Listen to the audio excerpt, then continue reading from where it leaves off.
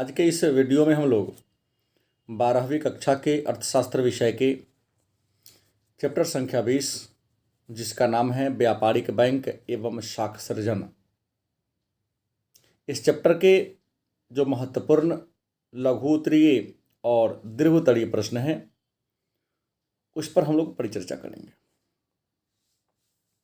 पहला प्रश्न है, बैंक किसे कहते हैं? बैंक क्या है या बैंक किसे कहते हैं? आपका उत्तर होगा, बैंक उस वित्तीय संस्था को कहते हैं, बैंक उस वित्तीय संस्था को कहते हैं जहां मुद्रा अर्थात धन का लेन देन होता है। मुद्रा अर्थात धन का जहां लेन देन होता है उसी स्थान को हम बैंक के नाम से जानते हैं। दूसरा प्रश्न है, व्यापारिक बैंक की विशेषता को लिखें। व्यापारिक बैंक की विशेषता को लिखें। आपका उत्तर होगा, व्यापारिक बैंक की प्रमुख विशेषता निम्नलिखित हैं। नंबर 1, मुद्रा का लेन देन करना, जनता से जमा प्राप्त करना, ऋण प्रदान करना और लाभ प्राप्त करना। तीसरा प्रश्न है, व्यापारिक बैंक के मुख्य कार्य को लिखें। व्यापारिक बैंक जो लाभ कमाने वाले बैंक हैं, तो प्रश्न है व्यापारिक बैंक के मुख्य कार्य को लिखें। आपका उत्तर होगा, व्यापारिक बैंक के मुख्य या प्राथमिक 3 कार्य हैं। पहला, विभिन्न प्रकार के खाता में जनता के जमा को स्वीकार करना। दूसरा, ऋण प्रदान करना। तीसरा, शाख का निर्माण करना। अगला प्रश्न है, व्यापारिक बैंक जनता की जमा को किन किन खातों में स्वीकार करती है? व्यापारिक बैंक जनता की जमा को किन किन खातों में स्वीकार करती है? आपका उत्तर होगा, व्यापारिक बैंक जनता की छोटी छोटी बचत को 4 प्रकार के खाता में स्वीकार करती है। पहला, चालू जमा खाता। दूसरा, बचत जमा खाता। तीसरा, सावधि जमा खाता। चौथा, आवर्ती जमा खाता। 5वां प्रश्न है, व्यापारिक बैंक जनता को ऋण किन किन रूपों में देती है? 5वां प्रश्न है, व्यापारिक बैंक जनता को ऋण मतलब कर्ज किन किन रूपों में देती है? आपका उत्तर होगा, व्यापारिक बैंक जनता को निम्नलिखित तरीके से ऋण प्रदान करती है। नंबर 1, नगद साख के रूप में। नंबर 2, अधिविकर्ष के रूप में। नंबर 3, ऋण एवं अग्रिम के रूप में। नंबर 4, विनिमय पत्रों की कटौती के रूप में। नंबर 5, सरकारी प्रतिभूतियों में निवेश के रूप में। 6ठा प्रश्न है, नगद साख क्या है? प्रश्न है, नगद साख क्या है? उत्तर, जब बैंक अपने ग्राहकों को बॉन्ड एवं अन्य दूसरी प्रकार के प्रतिभूतियों के आधार पर, जब बैंक अपने ग्राहकों को बॉन्ड एवं अन्य दूसरी प्रकार की प्रतिभूतियों के आधार पर ऋण देती है तो उसे नगद साख कहते हैं। 7वां प्रश्न है, अधिविकर्ष क्या है?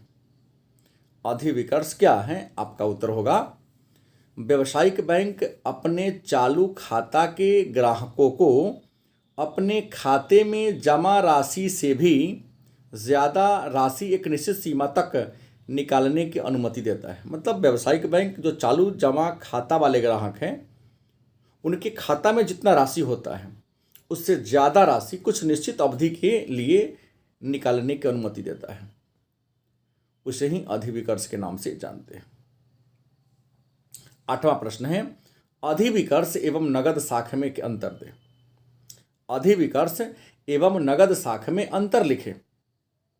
आपका उत्तर होगा, अधिविकर्ष एवं नगद साख में निम्नलिखित अंतर है। नंबर 1, अधिविकर्ष केवल चालू खाता के ग्राहकों को दिया जाता है, जबकि नगद साख किसी भी ग्राहक को दिया जाता है। दूसरा, अधिविकर्ष में बिना किसी जमानत के ऋण दिया जाता है, जबकि नगद साख में जमानत के आधार पर ऋण दिया जाता है। तीसरा, अधिविकर्ष की अवधि अल्पकालिक होती है, अधिकतम 3 माह की, जबकि नगद साख 1 वर्ष या उससे अधिक का होता है। चौथा, अधिविकर्ष पर ब्याज का दर ज़्यादा होता है जबकि नगद साख पर ब्याज का दर कम होता है। 9वां प्रश्न है, व्यापारिक बैंक के एजेंट संबंधी कार्य को लिखें। व्यापारिक बैंक के एजेंट संबंधी कार्य को लिखें। उत्तर होगा, व्यापारिक बैंक एजेंट के रूप में निम्नलिखित कार्यों को संपादित करती है। 1, विभिन्न मदों का एकत्रीकरण एवं भुगतान करना। दूसरा, प्रतिभूतियों की खरीद एवं बिक्री करना। तीसरा, धन का प्रेषण करना। नंबर 4, ट्रस्टी एवं प्रबंधक के रूप में काम करना। 5वां, विदेशी मुद्रा का क्रय विक्रय करना। 6ठा, संदर्भ पत्र तैयार करना। 10वां नंबर प्रश्न है, व्यापारिक बैंक के सामान्य उपयोगिता संबंधी कार्य को लिखें। व्यापारिक बैंक के सामान्य उपयोगिता संबंधी कार्य को लिखें। आपका उत्तर होगा, व्यापारिक बैंक अपने ग्राहकों के लिए निम्नलिखित सामान्य उपयोगिता संबंधी कार्य करती हैं। नंबर 1, लॉकर की सुविधा प्रदान करना। नंबर 2, यात्री चेक एवं साख पत्र प्रदान करना। नंबर 3, एटीएम कार्ड की सुविधा देना। नंबर 4, क्रेडिट कार्ड की सुविधा देना। नंबर 5, व्यापारिक सूचनाएं एकत्रित करना। नंबर 6, वस्तुओं के वहन में सहायता करना। 11वां नंबर प्रश्न है, व्यापारिक बैंक के सामाजिक कार्यों को लिखें। व्यापारिक बैंक के सामाजिक कार्यों को लिखें।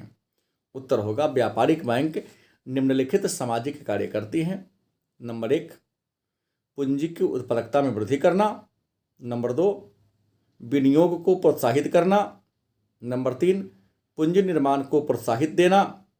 नंबर 4, रोजगार में वृद्धि करना। नंबर 5, भुगतान करने में सुविधा देना। नंबर 6, मुद्रा प्रणाली में लोच प्रदान करना। नंबर 7, विदेशी व्यापार को बढ़ावा देना। और नंबर 8, उद्यमियों का विकास करना। 12वां नंबर प्रश्न है, प्राथमिक जमा क्या है, या प्राथमिक जमा से आप क्या समझते हैं। प्राथमिक जमा क्या है, या प्राथमिक जमा से आप क्या समझते हैं।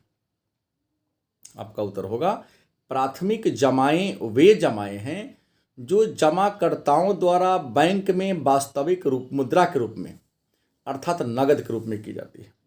मतलब जब कोई बैंक का ग्राहक अपने खाता में नगद धनराशि जमा करता है तो उसको हम प्राथमिक जमा के नाम से जानते हैं।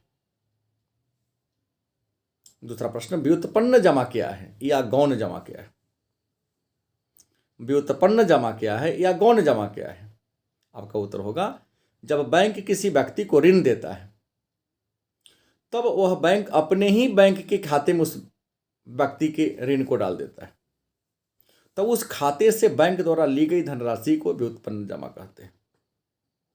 मतलब बैंक से यदि कोई व्यक्ति कर्ज ले रहा है तो बैंक उस व्यक्ति के हाथ में नगद धनराशि नहीं देता है, बल्कि उस बैंक में ऋण लेने वाले व्यक्ति का क्या होता है, खाता होता है। तो बैंक क्या करता है, ऋण की धनराशि व्यक्ति के खाता के रूप में जमा कर देता है, खाता में डाल देता है। तो यह भी एक प्रकार का जमा हुआ।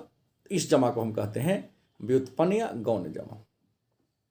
10वां नंबर प्रश्न है, नगद कोष अनुपात मतलब CRR क्या है। नगद कोष अनुपात मतलब CRR क्या है। आपका उत्तर होगा CRR, जिसका पूर्ण रूप है cash ratio reserve. Cash ratio reserve. व्यापारिक बैंक अपने कुल जमा राशि का एक निश्चित धनराशि नगद के रूप में केंद्रीय बैंक में जमा करती है। व्यापारिक बैंक अपने कुल जमा राशि का एक निश्चित धनराशि नगद के रूप में केंद्रीय बैंक में जमा करती है। उसी नगद जमा को नगद कोष अनुपात या CRR के नाम से जानते हैं। 15वां नंबर प्रश्न है, विधिक आरक्षित अनुपात मतलब LRR क्या है। विधिक आरक्षित अनुपात मतलब LRR क्या है। आपका उत्तर होगा, व्यापारिक बैंक अपने कुल जमा का जो न्यूनतम धनराशि अपने पास व्यापारिक बैंक अपने कुल जमा का जो न्यूनतम धनराशि अपने पास नगद के रूप में रखती है, उस धनराशि को विधिक आरक्षित अनुपात के नाम से जानते हैं। और विधिक आरक्षित अनुपात के दो घटक हैं, CRR और SLR। अंतिम प्रश्न 16वां नंबर प्रश्न है, व्यापारिक बैंक के शाख निर्माण की कौन कौन सी सीमाएं हैं? व्यापारिक बैंक के शाख निर्माण की कौन कौन सी सीमाएं हैं? उत्तर होगा व्यावसायिक बैंक के शाख निर्माण की निम्नलिखित सीमाएं हैं। नंबर 1, देश में मुद्रा की मात्रा। दूसरा, मुद्रा की तरलता पसंदगी। तीसरा, बैंकिंग आदतें। चौथा, जमाओं पर नगद कोष अनुपात। पांचवा, ब्याज दर। छठा, बैंकों का केंद्रीय बैंक के पास जमा राशि और केंद्रीय बैंक की शाख संबंधी नीति। तो ये रहा अर्थशास्त्र चैप्टर संख्या 20 के महत्वपूर्ण लघु उत्तरीय और दीर्घ उत्तरीय प्रश्न। धन्यवाद।